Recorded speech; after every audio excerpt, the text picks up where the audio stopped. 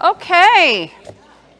Well, is everybody settled in and everybody's gotten all the things that they need from Debbie at the front so that we can get going? We've got a few people left that'll be stragglers. So if we do see somebody come in, you might raise your hand so they know there's a seat over here, which would be great.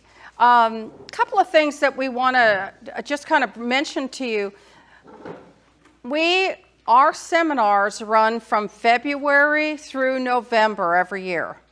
So this is our last one here at the Viridian. And then we have one more next month, which will be at the Botanic Gardens, which was a really big one last year for a lot of you that came. It's scams. So we'll have the FTC coming back to us and talking about new scams that we need to be aware of for going forward. And then next year, we do plan to be back at the Botanic Gardens and do the alternate like we've been doing this year. We're not sure what our Arlington site's going to be yet. We're hoping, we need all of you to hope for us, that we'll be able to be at the new senior center, which is opening in March, but they're not ready to start doing anything like we do until May. So that means in February of next year, we're going to start at the Botanic Gardens. And then in March, we don't know yet where we're going to be. We may go to Bob Duncan. We may be able to come back here. We haven't really had a chance to have that discussion yet. And then in April, we'll go back to the Botanic, and hopefully we'll be able to go to the new senior center over there off of Green Oaks in May, fingers crossed. Just so you know, because I had somebody earlier say, oh, you've already got the schedule for next year. Actually, that's the schedule for this year. So we don't have all of those things together just yet. Some other exciting news. Oh, well, I guess so, sure.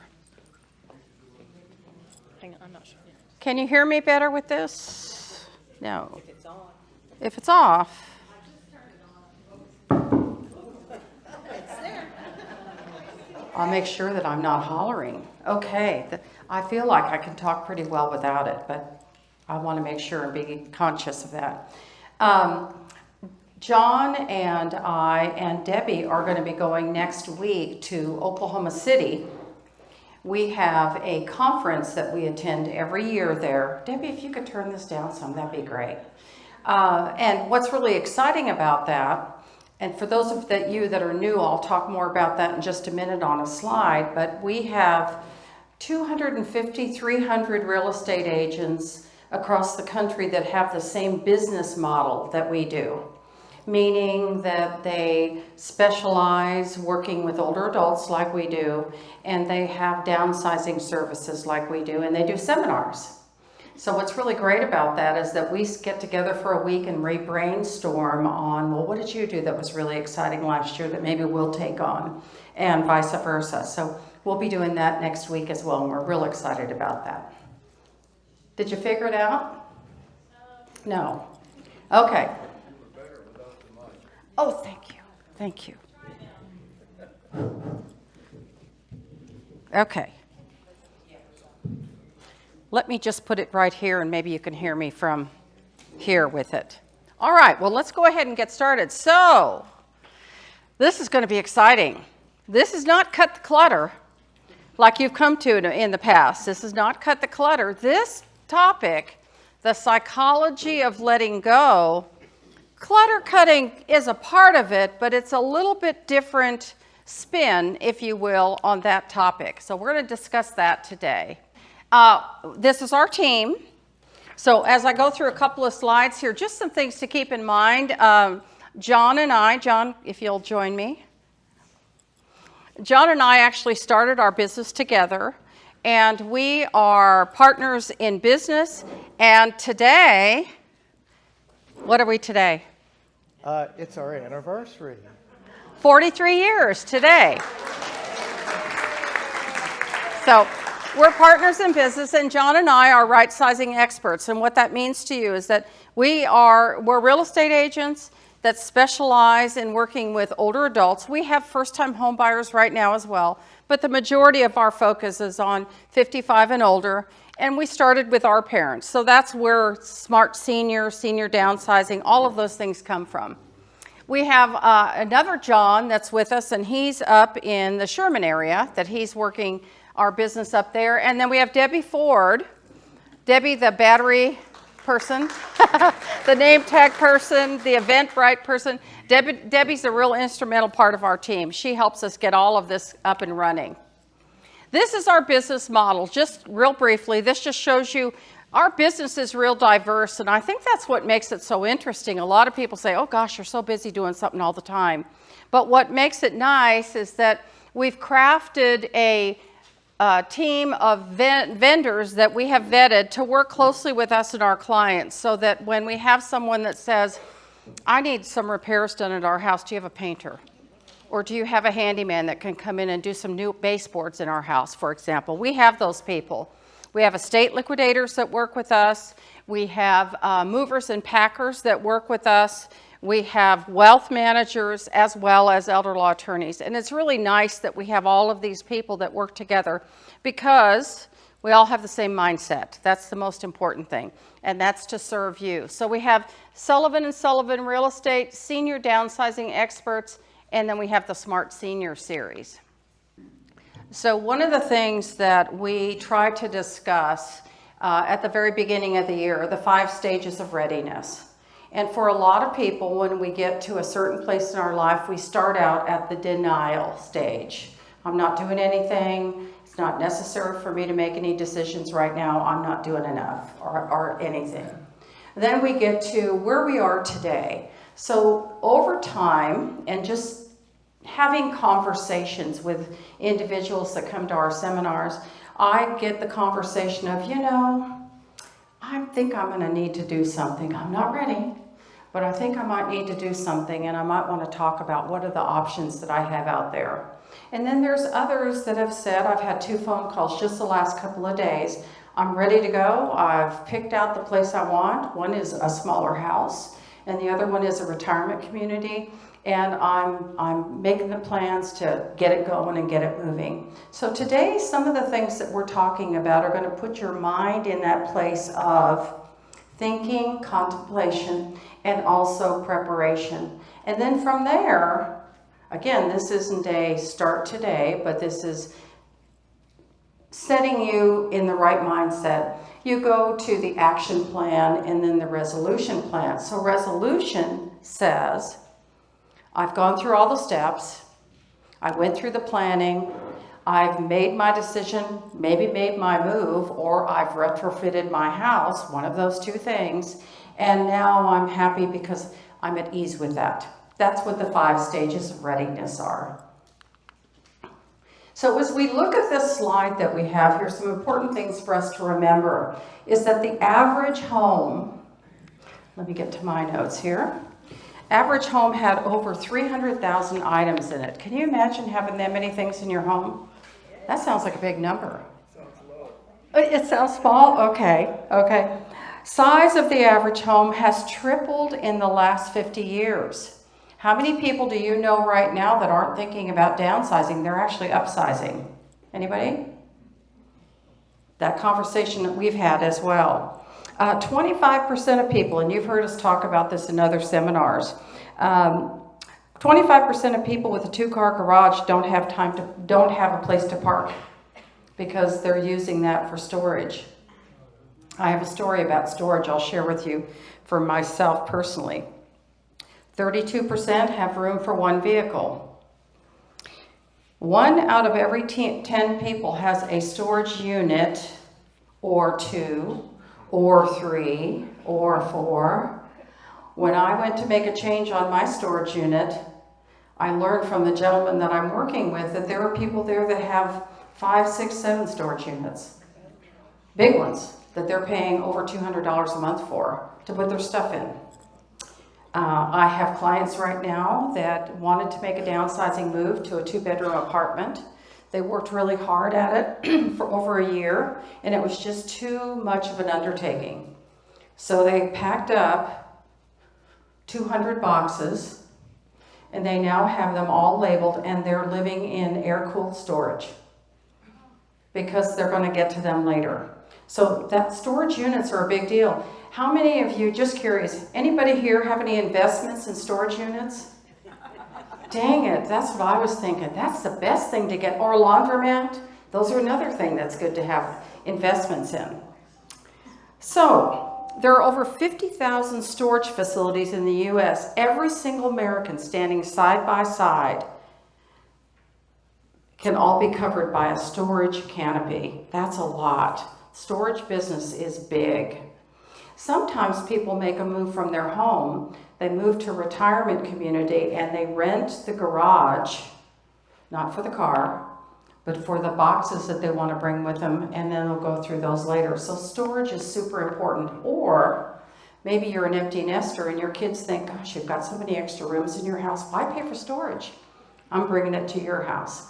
Some of us can shake our heads. That would be us. Not us anymore, but we were there.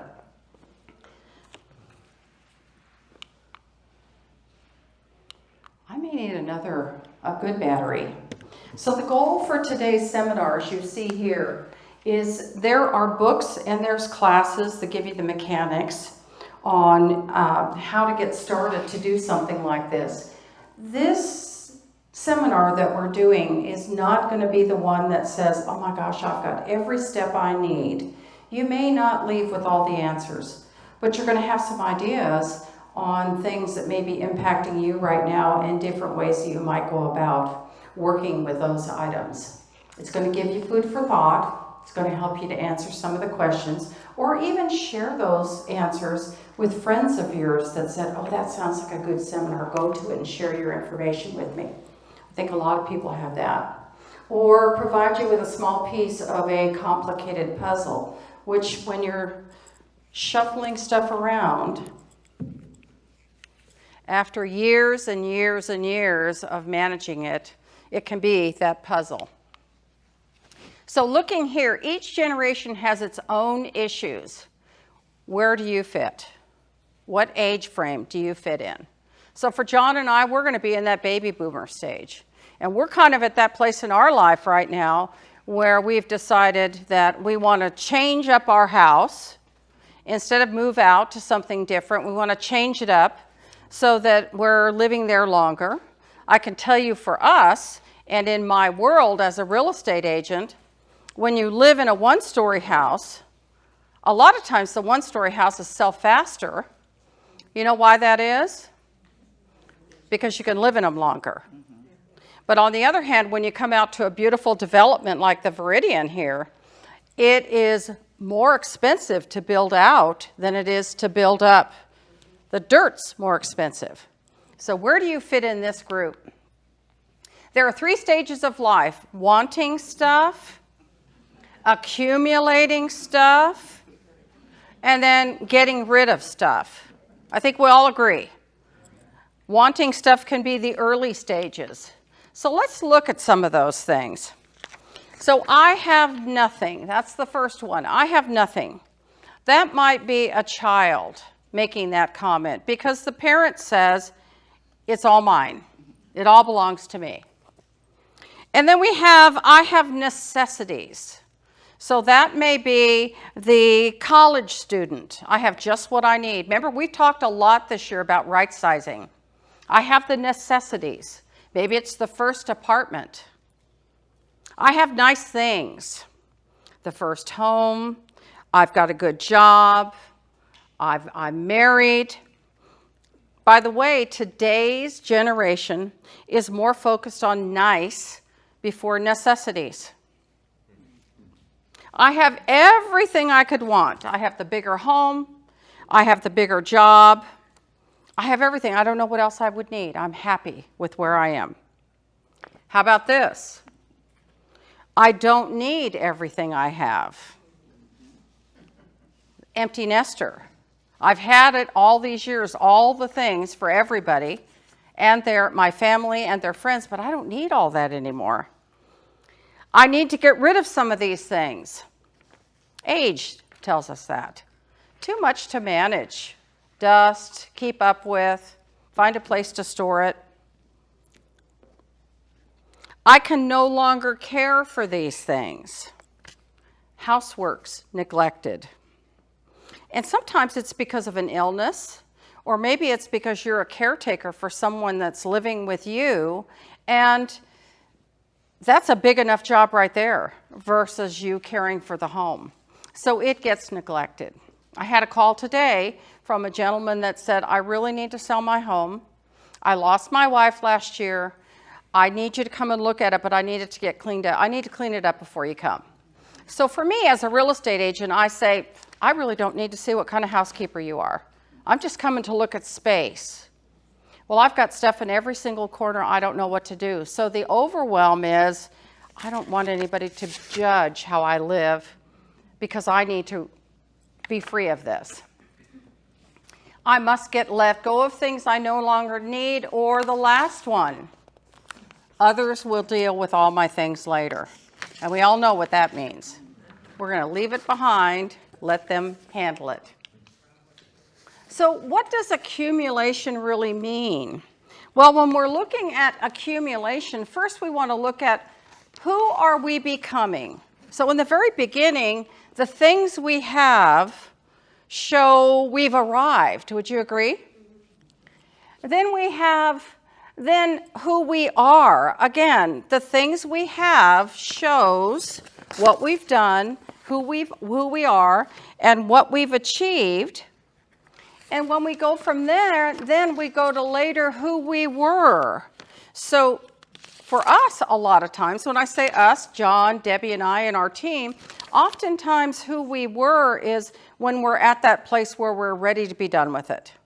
Or we've lost someone, and that shows the life that we've lived based on who we were. Can you all relate to that? Okay, that's important.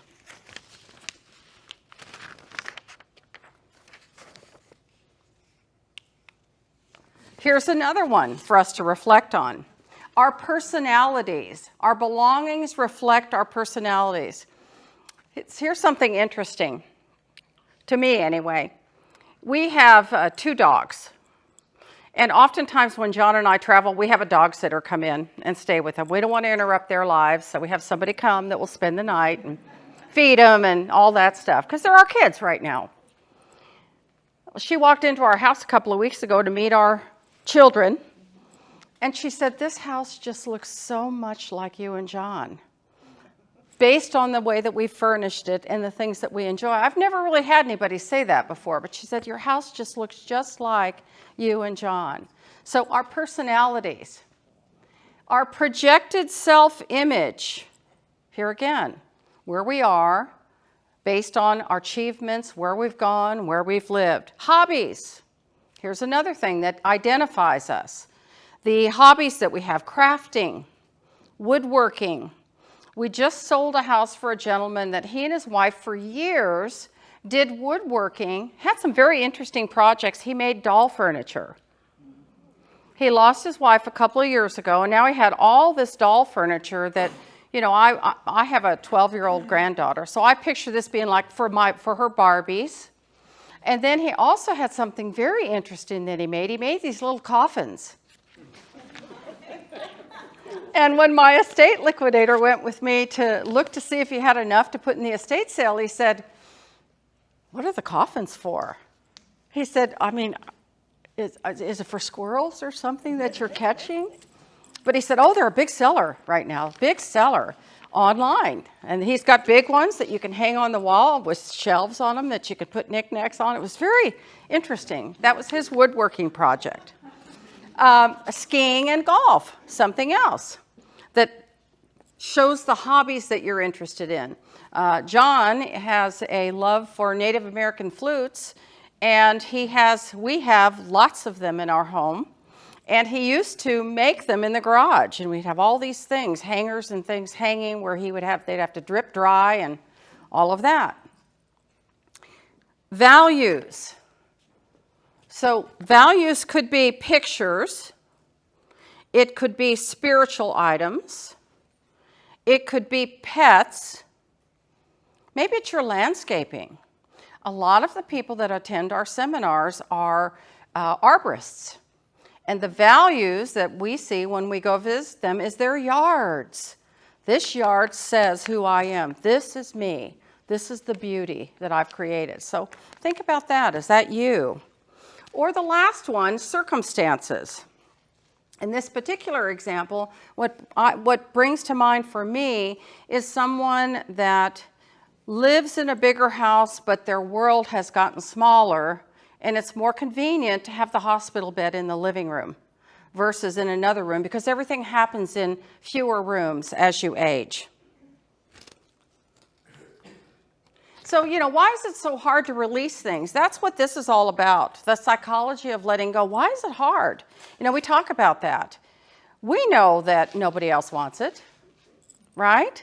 We've tried to push it off on our kids. They don't want it. We've got friends that say, oh, no, that's so beautiful. You must keep it. What is it about those things that we can't let them go?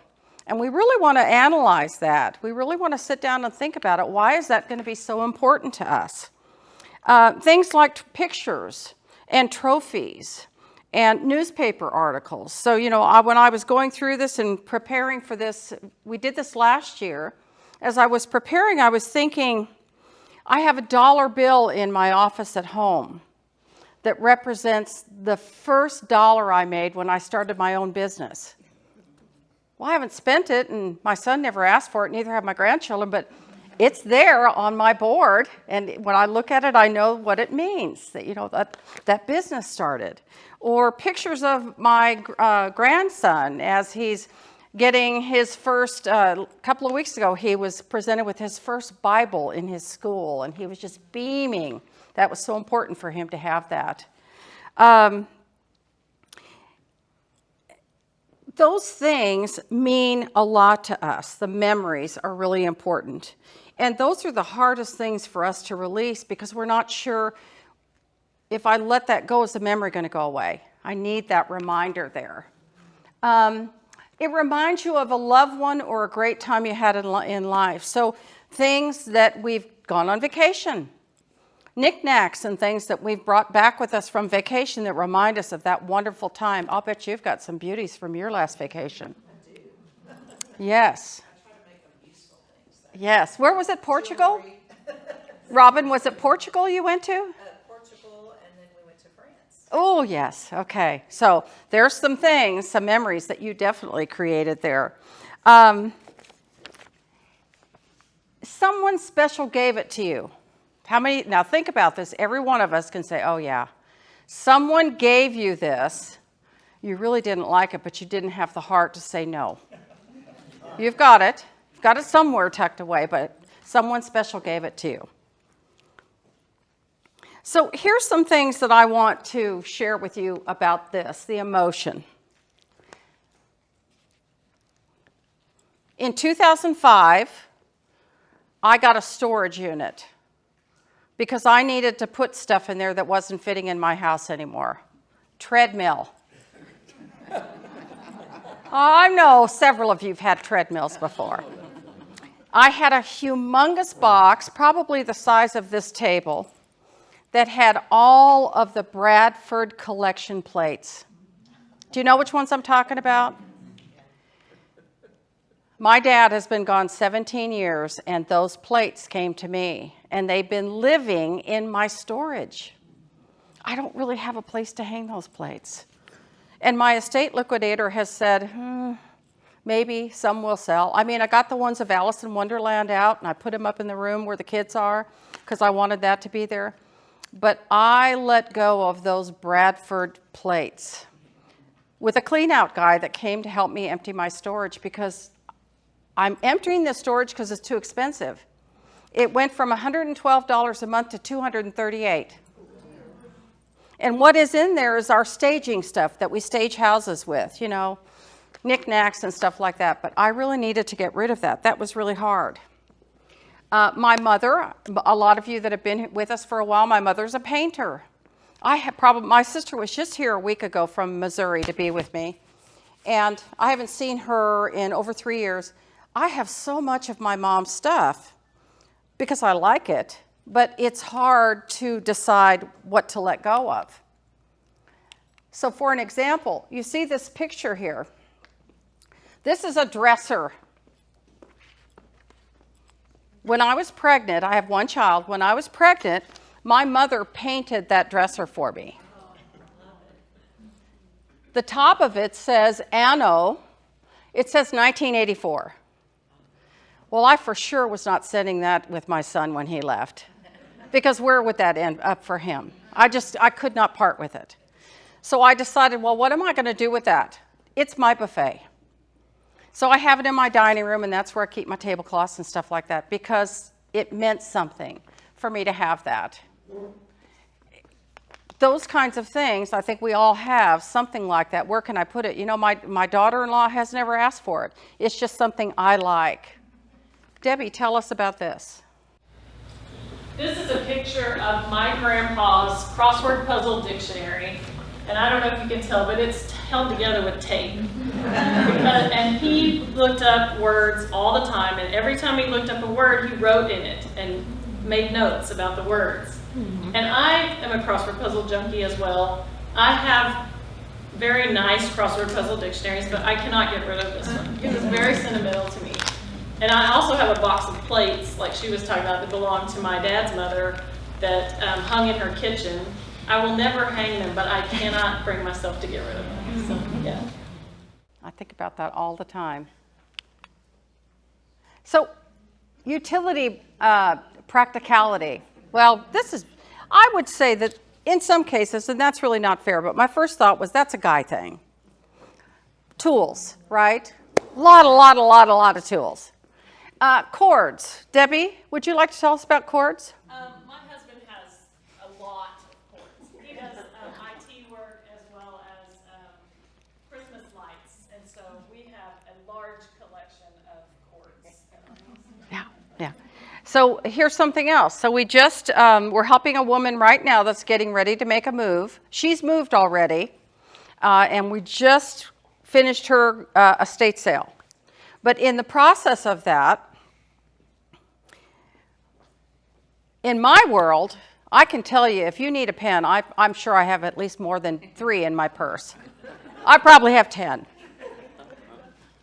Her son said, my mother had a bundle of pens like this.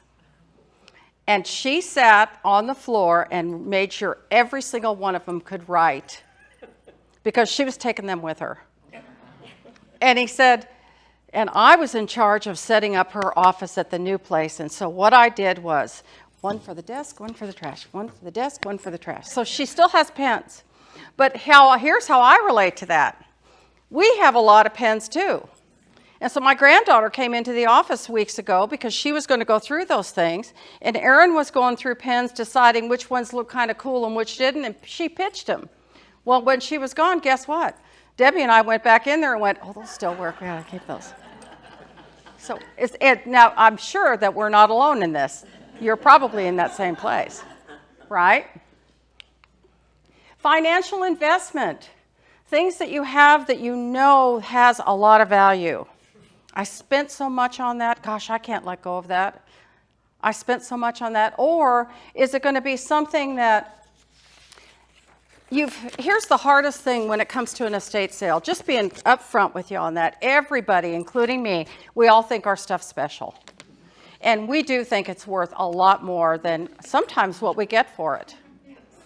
And it's very hard once you get that mindset that is going to be a $500 item and somebody even thinks about offering $50 for it.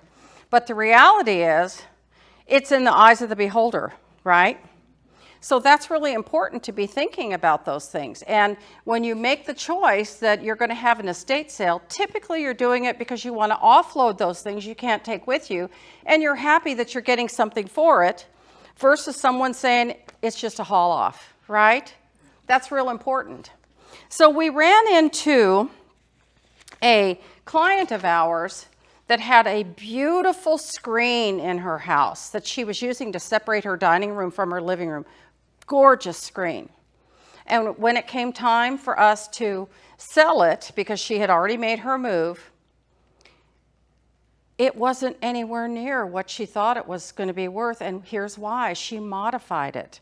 She had cut it in half so that it would fit on a specific table, still creating the same effect, but it wasn't the same thing.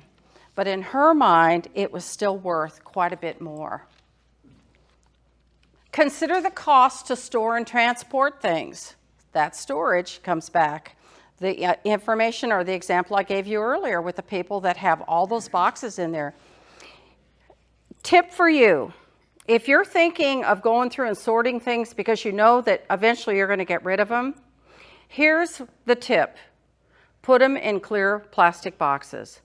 It costs a little bit more, but when you have somebody come to look at it, they are not going to unpack those boxes to see what you have in there. Put them in clear plastic boxes so that they can easily see Christmas decorations, toys, wrapping paper, quilting, all of those things. It makes a huge difference in the future, but for you today as well. Too valuable to move. Oh my gosh, I can't even imagine what I'd pay to move that.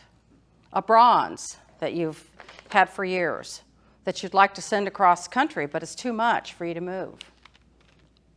Identity image. So how many of you have love teapots? It's okay to put your hand up. How about coffee cups? We have coffee cups. Things like that we really feel are important. We had one of our clients said that she had a collection of teapots she just had fallen in love with. She knew she had to reduce those. So what she did was she knew her granddaughters loved those teapots. She invited each one separately to come and have tea with her and pick the teapot that they wanted, and they took that home with them. So there's an idea, because you're building a memory with it versus saying, here, I don't need this anymore. Or furniture. Oh gosh, that would look so beautiful under that picture. Where will it go now? How can it be reused? So here's another example. You have a handout. Inside your handout, there is a sheet. Let me look for it here. Debbie, what's that called? A place to donate things. Hold on 1 second.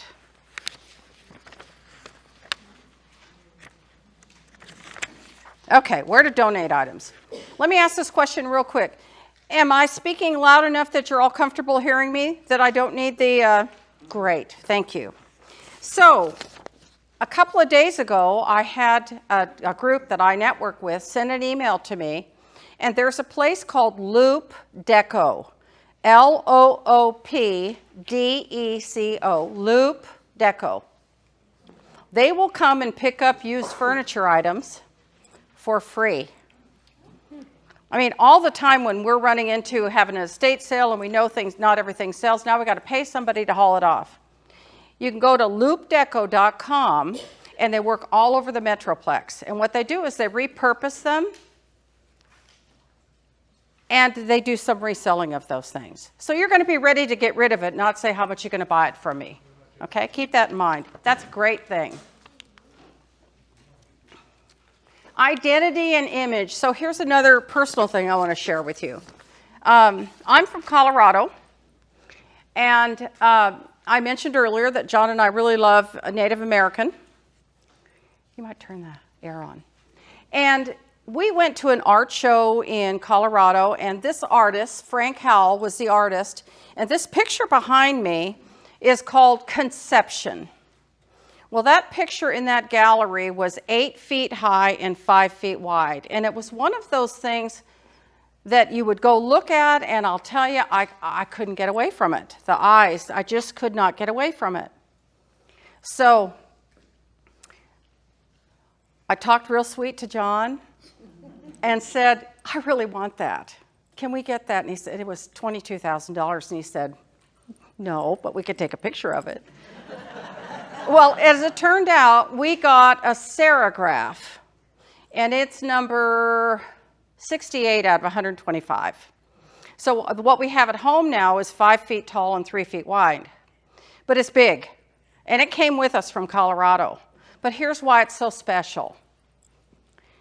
I went back to the gallery because, you know, there's two parts to it. You're buying a piece of art, especially when it's a photo or a painting. The next expense is framing it.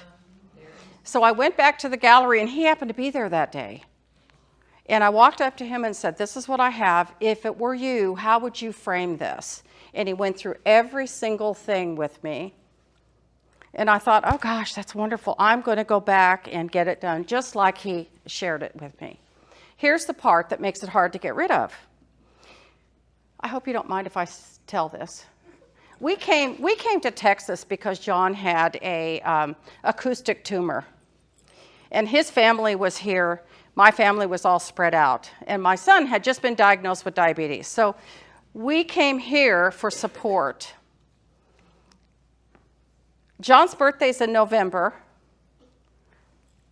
Frank Howell died in November, the day before John's birthday. So it was really special to me that we came here. We have this beautiful thing hanging in our home. He's recovered. It's unfortunate that he's not with us anymore, but now it's hard for me to let go of that because it's got that meaning to it. So why is it so hard to release things? Well, I just told you my story on that. I hope you don't mind me being a little more personal there. It's the estate, it's the legacy of it all. It's important for people who have grandkids. So we have a gentleman that is getting ready to sell his home. He's got a shed full of tools, and he said, I don't want to get rid of these tools because my 7-year-old grandson's going to need these one day. Well, by then, who knows? It could be all robotic. But he's hanging on to it for those reasons. You want to save things for your heirs. All of us that are here today, I'm sure everybody has tucked something away that we're saving for them, even though we know it's probably going to be somebody else. It's not about the money. It's about the legacy. It's not what I paid for it. It's what it means, and what it means to them. That's pretty important. And, of course, considering the cost to store, which is why we downsized our big shed storage unit into a smaller one that I'm only paying $83 for now. So I really like it. And that treadmill, somebody's on it somewhere. So there's a couple of books that we're going to be giving out today. One of them is by David Soleil, and this is a wonderful book. It's called How to Say It to Seniors, Closing the Communication Gap with Our Elders. And I will tell you, it's a good book for all of us to read. And there was a little piece in here that I wanted to share with you.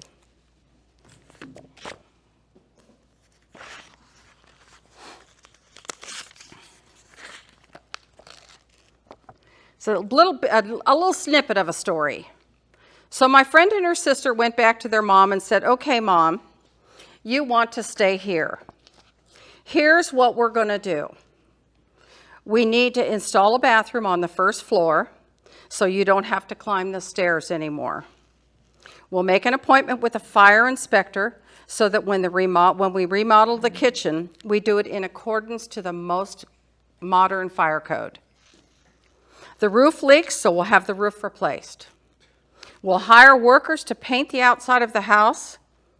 As far as the garden's concerned, we'll call somebody to come in and get it all cleaned up for you. Think about that for a moment.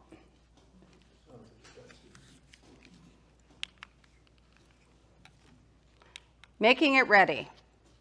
So phase of life tasks, maintaining control in a world where all control is being lost. So here's Mom's response. Her response is, no. This old house isn't worth it. And within 3 months, she had moved with a woman from her church into a beautifully appointed assisted living facility just outside the city.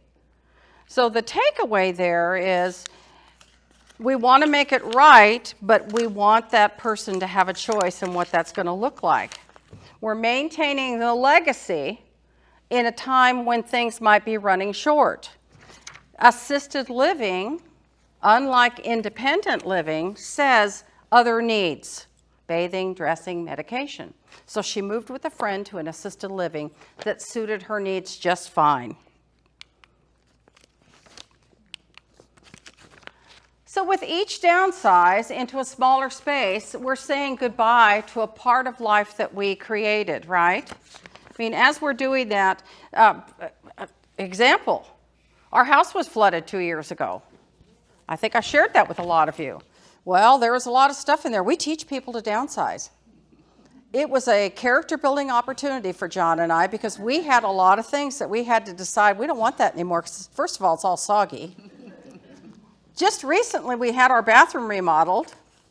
Oh my goodness, when's the last time you looked, unless you're very much of a neatnik, that you looked underneath your cabinets, your countertops in your bathroom? I got a lot of stuff in there that I thought I needed to save. All the buckets that we packed up to take out of there, not to mention all the things off the walls and the windows, because there's tile that they got to get out of there. All the clothing that needs to be covered up or a rack. There was another opportunity that we've had to figure out, do we really need all that stuff? So that was an important time for us. Reducing the number of decisions that must be made. Here again, I don't want to have to save all those bottles of shampoo that I've been thinking I'll give away sometime. Limiting the amount of the effort required or non-essential tasks due to our physical or cognitive abilities. A client that we have now says, I'm sorry that our house looks so messy, but we have spent so much time taking care of each other just for the day-to-day tasks that we don't have time to take care of that, nor the funds to have somebody else do it. So that's important. We're simplifying our lives and gaining freedom.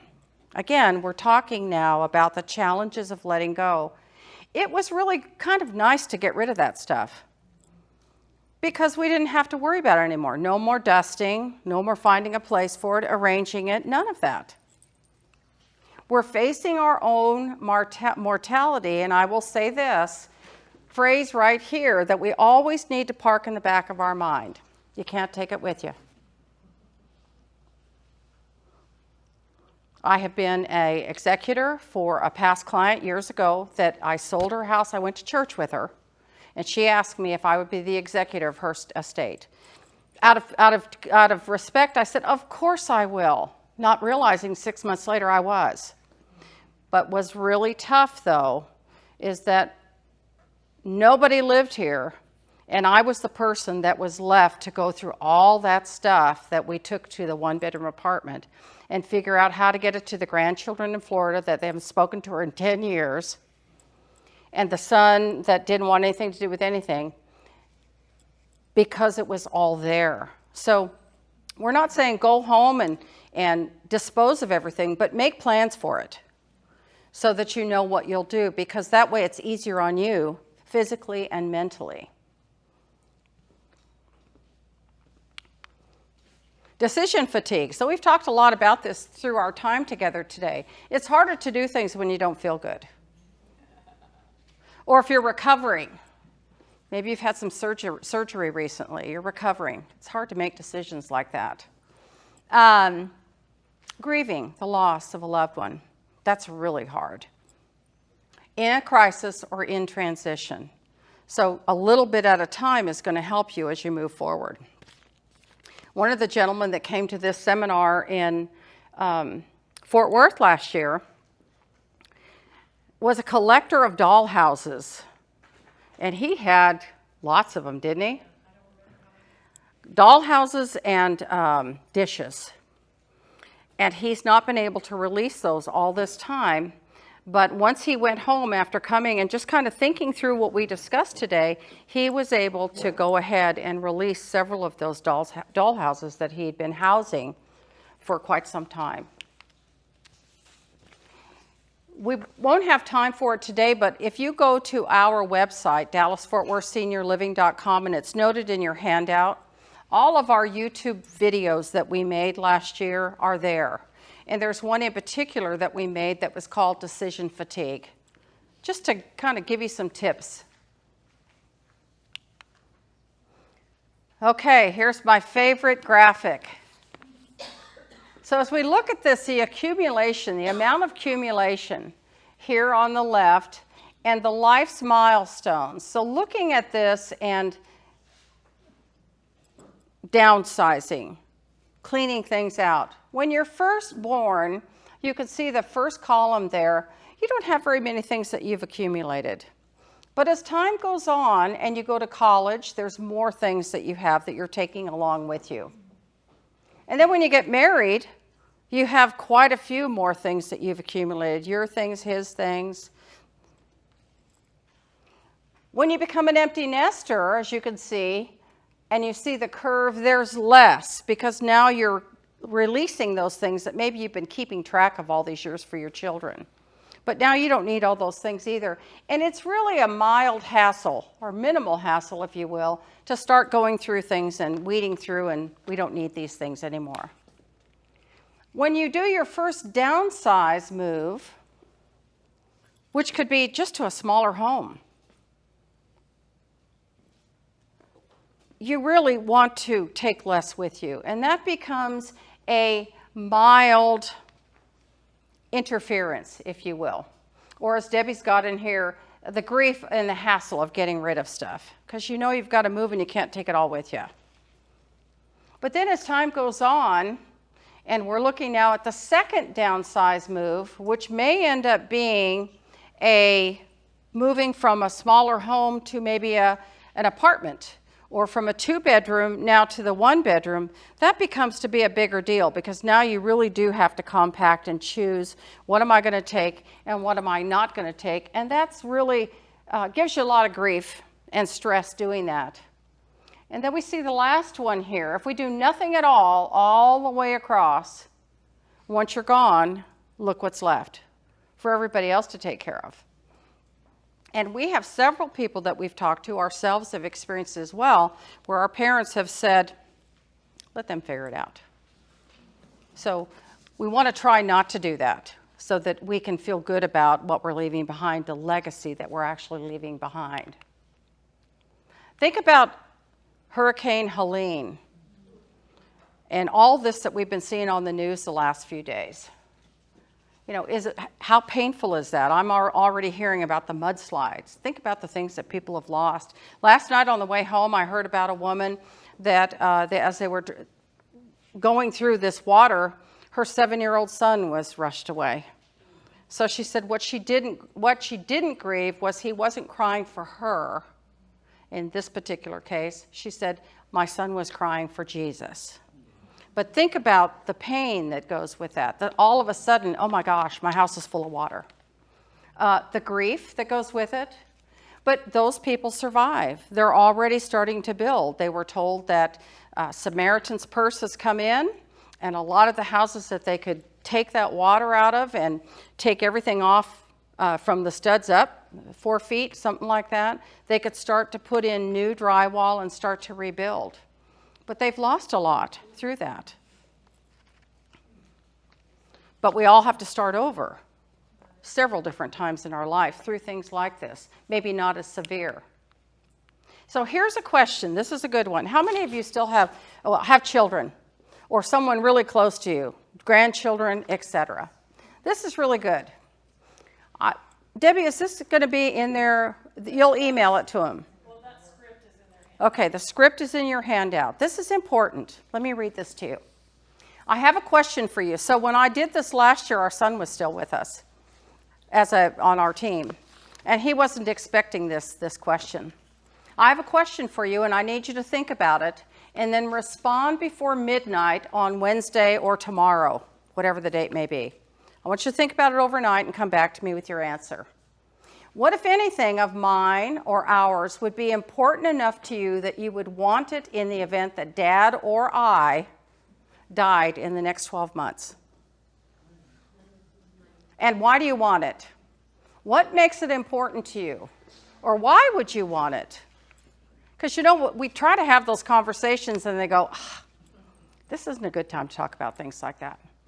It's not meant to be morbid, and it really isn't. It's a serious question, and I want a serious answer from you. Thanks, I love you, Mom. Okay, or Dad. Or Mom and Dad. So look to see what we have here. What kinds of things? So I kind of put Patrick on the spot when we were together, and he said, oh, wow, I hadn't really thought about that much. Maybe a couple of Dad's flutes. Wasn't anything about the furniture or the dishes. You know, things like that. So here's one that I thought was really great. I would love to access your photo storage on iCloud for pictures of you both and the kids. I thought that was good. How about this one? Mom, I would love to have one of your perfume bottles. so that I can remember the smell of you. That one was really great. Both of your couches. I always really liked them, and I would like to have them in our home because it's a good memory, and I love those, how comfortable they were. Recipes you have of meals that you made when you came to the house. It will help me remember the great meals that we had around the table together. So that was one of the things that my little sister got. My mom loved to cook, and Tina got all of the recipes. And just 2 weeks ago, my nephew said, "Hey, Aunt Ingrid, do you have Grandma's plum cake recipe?" I didn't, but Aunt Tina does. So things like that. What means something there? What would they want if something were to happen to you? What do you think about that? So look at some of the things that are kind of hard to release, but some of the things that we're seeing here. Books, china, antique furniture, handmade items, christening gowns. Things like that that are the hardest things to let go of. That you might make a list of and decide do I have any of these things and what do they mean to me? You know, there's that book, Marie Kondo. And one of the women that John and I swim with during the week, she just lost her mother a couple of weeks ago, and she was back in the pool yesterday. And I said, Julie, I'm so sorry to hear about your mom. And she said, she said, she's in a better place now. And she said, my sister and I just went through the house, and we used Marie Kondo's ideas on, does this still bring me joy? And if it doesn't bring me joy, off it goes. Something to think about. So homework. I told you, Debbie put together, she's been working hard to give you some homework. In your handout, The Psychology of Letting Go, there's some exercises for you. Items I now or anticipate struggling to let go of. Furnishings, household goods, jewelry, clothing and collections. On a scale of 1 to 10, how would I rate them? Things I anticipate I will miss most about my current home.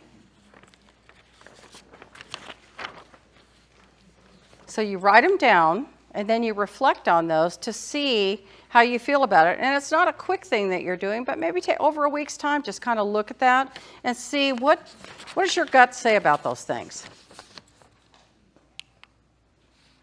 Here's a major perk. A major perk of death is that you don't have to clean up after yourself. Okay. If you can't muster the courage to deal with your storage units, leave the contents to your heirs. But this is the one I love best about that. Mention in the will there's something very valuable in one of those storage units.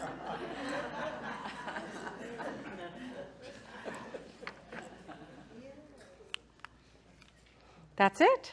That's what we have today for our seminar.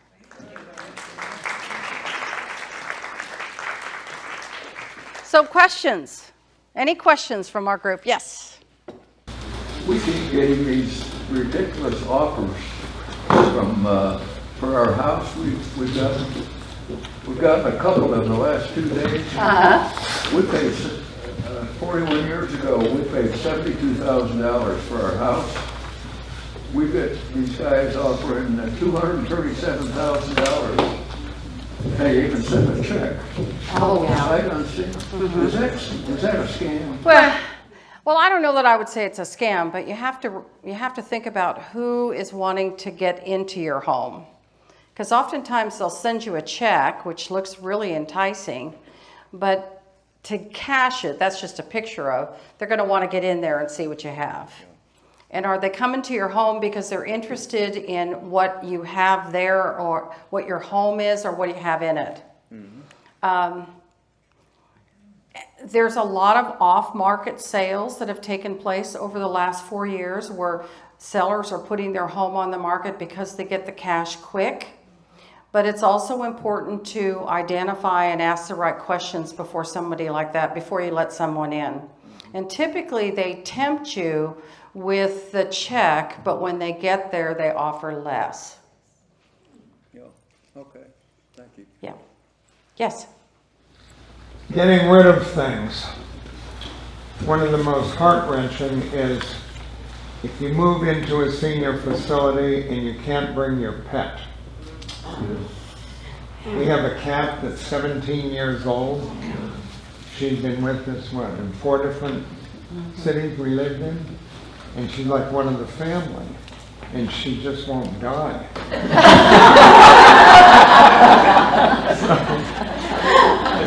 She's trying to keep you in your house. I feel your pain. She's starting to get expensive. You know, you go to the vet and, well, say, okay, we love her, but $2,200 for cancer or something. Yeah. So how do you deal with that emotionally? Well, it is a tough one because oftentimes people will wait until it's too late to make choices because of the pet. They don't want to go because they won't take the pet. The cat's starting to get more expensive right now. I'm a pet lover, so I certainly don't want to say it's time to dispose of your pet or let them go. I don't know how to answer that question. That's tough. There is no answer. That's a tough one. You know, like I said, our dogs get a babysitter when we go away. It is really hard. Are they very, very healthy, or are they just kind of getting along? Are you doing them a service if they move with you into a strange environment that they're going to have to adapt to, or is it better to love them and let them go? Well, she's painfully adaptable. Every place we live, she settles right in. And, Yeah. and we love her to death, but now our children have left, they're married, and They don't want her. we have Yeah. daisies, right? Yeah. It's hard to do that. Yes. I think our criteria should be when the cat dies, that's our cue to go. Move. Well, because when you move to a retirement community, there are limitations. There's nothing that says you can't bring a cat, but you are going to pay a huge deposit. And depending upon, without getting into all the details, but the incontinence of the cat, what will happen if they move with you and there's damage there that you're paying for more. So that might be something to think about.